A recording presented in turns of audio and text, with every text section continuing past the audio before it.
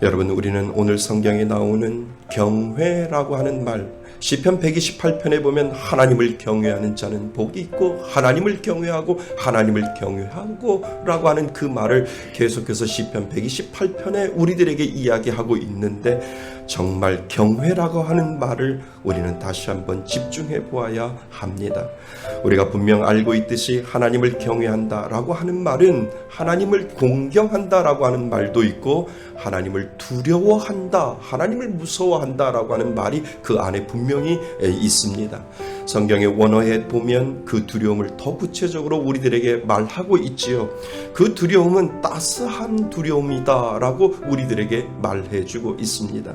그러니까 하나님을 경외한다라고 하는 말 속에는 사랑의 하나님이 있는 반면, 때로는 그 반면에 두려움의 하나님, 무서움의 하나님, 진노하심의 하나님의 의미가 그 안에 그대로 공존하고 있다라고 하는 것입니다. 그러니까 하나님을 경외하라, 하나님을 경외하라, 하나님을 경외하는 자에게는 라고 하는 그 말 속에는 하나님의 사랑도 우리들에게 있고, 하나님의 두려움의 그 하나님, 진노하시는 하나님도 분명히 그 안에 공존해 있다라고 하는 것을 우리들에게 분명히 그 원어는 경외하다라고 하는 말 속에는 분명히 들어 있습니다. 무서운 두려움의 하나님도 그 안에 있는데 우리는 때로는 그것을 뒤로 하고 따스한 하나님의 사랑만 어쩌면 우리는 생각하고 있는지 모른다라고 하는 것이죠. 그런데 우리는 그동안 너무 한쪽만 강조하다 보니 우리의 신앙은 균형을 잃어가고 하나님의 사랑을 강조하고 그분을 두려움 없이 하다 보니까 우리의 신앙은 편식을 하게 되고 건강을 잃어가는 듯 오늘날 우리들의 모습을 찾아볼 수 있다라고 하는 것입니다.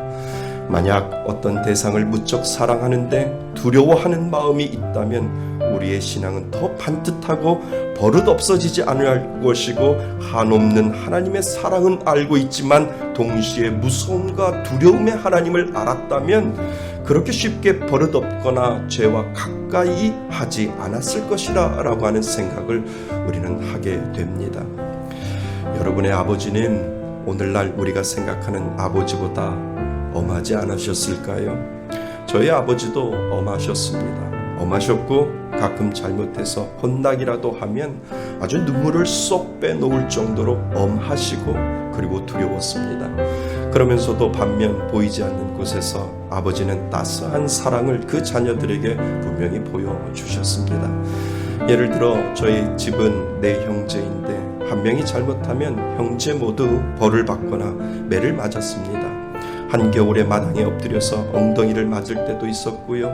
그리고 차가운 마룻바닥에 손이 저리고 그리고 다리가 저릴 정도로 손을 들고 있었을 때도 있었습니다. 그래서 아버지 하면 저에게는 엄격하고, 아버지 하면 저에게는 두렵고, 아버지 하면 가까이 하기에는 좀 먼, 어머니보다도 더 먼 그러한 엄하신 아버지로 저의 마음속에는 그렇게 자리매김하고 있었습니다. 그러다가도 매를 맞고 밤에 방에서 잠을 자려고 해도 아파서 잠이 안 오면 조용히 문을 열고 들어오시는 누군가 때문에 억지로 눈을 감고 있으면 여지없이 아버지는 맞은 부분에 멍이 들까봐 그 당시 만병통치약인 안티프라민을 아픈 종아리에 듬뿍 발라주고 나가시는 자상한 아버지를 저는 기억하고 있습니다. 그래서 저희들의 기억 속에서는 자상하시면서도 엄격하시고 그리고 사랑이 많으시면서도 두려움의 존재가 아버지였다라고 하는 것을 저는 기억하고 있습니다. 저만 그런가요? 여러분들의 아버지도 때로는 엄하시고 엄격하시고 때로는 가까이 하기에는 좀 두려운 그러한 상대이지만 그래도 말없이 묵묵히 자녀들을 사랑하시는 그 아버지의 마음을 우리는 기억할 수 있을 겁니다. 그런데 우리가 믿는 하나님도 이런 분이시다라고 하는 것입니다. 너무나 다정다감하신 하나님, 언제나 용서하시고 맞아주시는 하나님, 그런데 때로는 엄하시고 두렵고 무서운 하나님이 바로 우리 아버지 하나님이시다라고 하는 것을 우리는 하나님에 대해서만 그렇게 잊어버리고 살아가고 있지는 않는지를 우리는 생각해 볼 필요가 있습니다. 우리 아버지 하나님은 가끔 우리에게 그러한 모습을 보여주는데 우리가 생각하는 그 아버지가 아니라 영적인 아버지는 그저 한없이 사랑만 주시는 그 하나님으로 우리는 치부할 때가 있다라고 하는 것이지요. 여러분, 하나님을 믿고 하나님의 사랑을 아는데 그분을 두려워하는 마음을 잃어버리면 늘 죄가 그 옆에 와 있다라고 하는 것을 여러분들은 분명히 알 수 있을 겁니다. 두려움이 없으니 죄를 짓는 거지요. 무서움이 없으니까, 내가 하나님보다 더 위에 있으니까 그 두려움과 그 무서움이 없으니까 내가 죄를 짓는지도 모르고 그 죄에 가까이 가 있다라고 하는 것이지요.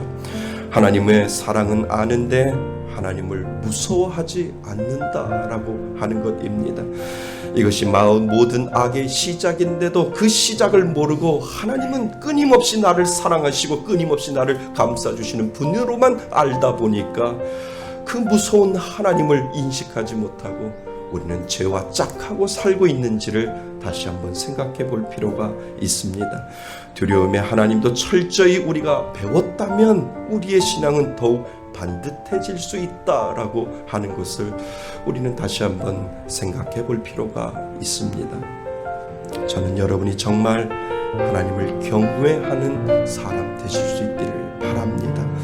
정말 이 코로나 시대에 정말 우리가 어떻게 살아야 될까라고 하는 그 생각을 가지고 있을 때 정말 두려움의 하나님, 무서운 하나님, 진노하시는 그 하나님이 우리들에게 가까이 있을 때 우리는 회개할 수밖에 없고 우리는 다시 그 십자가 앞에 다시 나갈 수밖에 없음을 오늘도 기억하실 수 있도록